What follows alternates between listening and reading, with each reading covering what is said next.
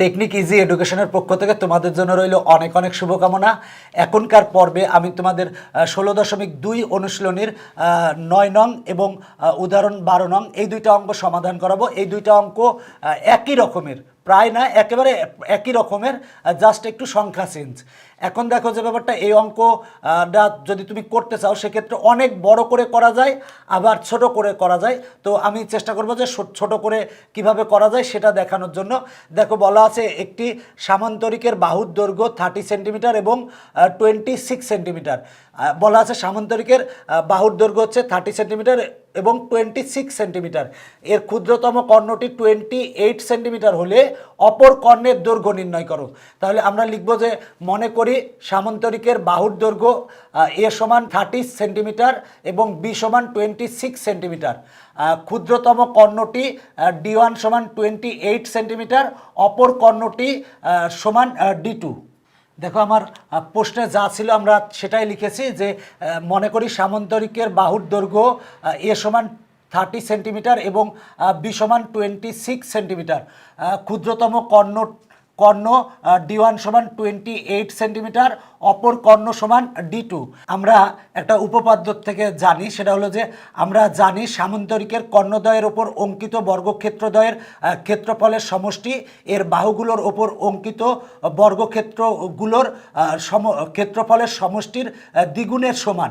দেখো যে ব্যাপারটা, আমরা জানি সামান্তরিকের কর্ণদ্বয়ের ওপর অঙ্কিত বর্গক্ষেত্রদ্বয়ের ক্ষেত্রফলের সমষ্টি। তাহলে কর্ণদ্বয়ের ওপর যদি আমরা একটা বর্গক্ষেত্র আঁকি তাহলে বর্গক্ষেত্র হবে হচ্ছে ওইটার স্কোয়ার, ওই বাহুটার স্কোয়ার। তার মানে একটা কর্ণ হচ্ছে D1, তার মানে হবে হচ্ছে ক্ষেত্রফল হচ্ছে D1 স্কোয়ার, আর একটার ক্ষেত্রফল হবে D2 স্কোয়ার। বলা আছে ক্ষেত্রফলের সমষ্টি, তার মানে প্লাস হবে ইকুয়াল টু, বলা আছে যে বাহুগুলোর ওপর অঙ্কিত বর্গক্ষেত্রগুলোর ক্ষেত্রফলের সমষ্টির দ্বিগুণের সমান। মানে বাহু, একটা বাহু হচ্ছে A আর একটা বাহু হচ্ছে B। তার মানে যদি এরপরে একটা বর্গক্ষেত্র আঁকা হয় তাহলে বর্গক্ষেত্রের ক্ষেত্রফল হবে A স্কোয়ার আর আরেকটা হবে B স্কোয়ার, আর এখানে হচ্ছে দ্বিগুণের সমান, মানে 2 ইন্টু এত। তার মানে দেখো সামান্তরিকের কর্ণদ্বয়ের ওপর অঙ্কিত বর্গক্ষেত্রদ্বয়ের ক্ষেত্রফলের সমষ্টি।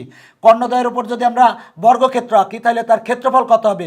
D1 স্কোয়ার, আর এটার ক্ষেত্রে হবে D2 স্কোয়ার। এদের সমষ্টি বলা আছে বাহুগুলোর ওপর অঙ্কিত বর্গক্ষেত্রের ক্ষেত্রফলের সমষ্টির দ্বিগুণের সমান। দেখো দ্বিগুণের সমান হয়েছে। এখন আমরা যে কাজটা করব সেটা হলো যে যে মানগুলো আছে সেই মানগুলো বসাই দিব।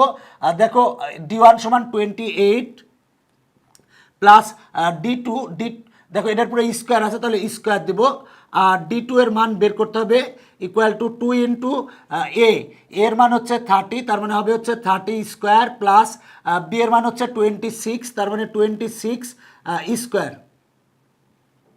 আর টোটালটার উপর টোটালটা সেকেন্ড ব্র্যাকেট, কারণ 2 দ্বারা গুণ আছে, তাহলে লিখতে পারি বা আমরা যে ব্যাপারটা 28কে যদি স্কোয়ার করি তাহলে কত পাই? দেখো 28 স্কোয়ার আর সমান আসে 784 plus D2 square equal to 2 into 30কে যদি স্কোয়ার করি তাহলে হয় হচ্ছে 900 প্লাস 26কে যদি স্কোয়ার করি তাহলে পাই হচ্ছে 676, বা D2 স্কোয়ার ইকুয়াল টু, দেখো যে ব্যাপারটা এটা 900 আর 676 যদি যোগ করলে আমরা পাই হচ্ছে 1576। 1576কে যদি আমরা 2 দ্বারা গুণ করলে পাবো হচ্ছে 3152, আর 784 হচ্ছে প্লাস, ওই পাশে গেলে হবে মাইনাস হচ্ছে 784।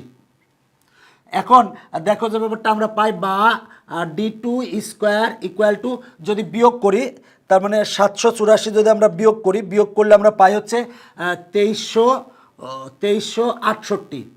D2 এর সাথে স্কোয়ার আছে, স্কোয়ারটা পক্ষান্তর করলে রুট হবে, মানে রুট ওভার অফ 2368। তাহলে অতএব D2 ইকুয়াল টু কত পাই? দেখো এটার যদি আমরা রুট করলে আমরা পাই হচ্ছে 48.66। তার মানে আমরা D2 পেলাম এত।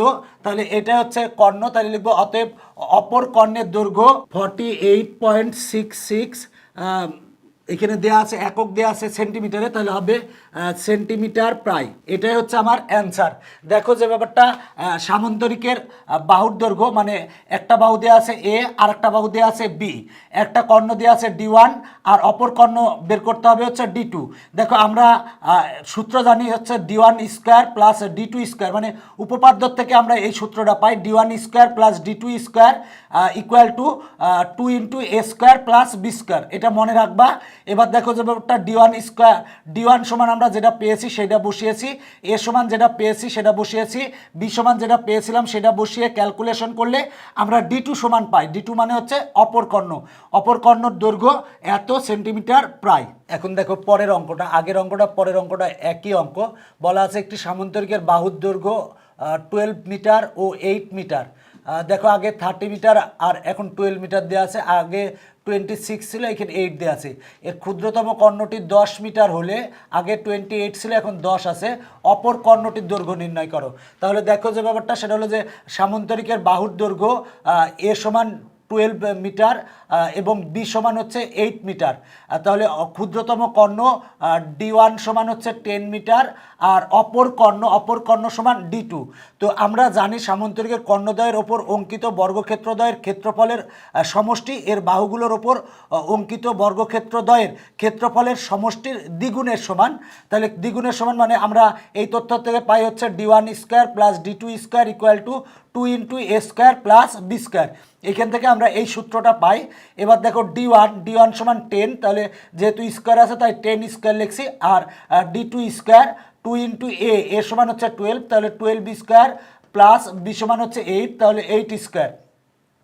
দেখো 10 স্কোয়ার মানে 100, D2 স্কোয়ার আর 12কে স্কোয়ার করলে 144, 8কে স্কোয়ার করলে হয় 64। 144 প্লাস 64 সমান হয় হচ্ছে 200। 200-এর সাথে 2 গুণ করলে হয় হচ্ছে 400 আর এই 100 হচ্ছে প্লাস, পক্ষান্তর করলে হবে মাইনাস। 400 মাইনাস 100 সমান হয় হচ্ছে 300। এবার স্কোয়ারটা পক্ষান্তর করলে রুট হবে, অতএব D2 ইকুয়াল টু রুট 300 সমান আসে 17.32। তাহলে লিখব নির্ণয় অপর কর্ণের দৈর্ঘ্য। দেখো অপর কর্ণের দৈর্ঘ্য মানে হচ্ছে D2 সমান হচ্ছে 17.32, তাহলে লিখব অতএব অপর কর্ণের দৈর্ঘ্য 17.32 মিটার প্রায়। এটাই হচ্ছে আমার অ্যান্সার। দেখো আগেরটার এইটা সেম অঙ্ক, আগেরটা পারলেও এই অঙ্কটা পারবে। তো দেখো যে ব্যাপারটা, এই অঙ্কগুলা চেষ্টা করবা নিজে নিজে বারবার প্র্যাকটিস করার, এতে তোমাদের উপকারে আসবে।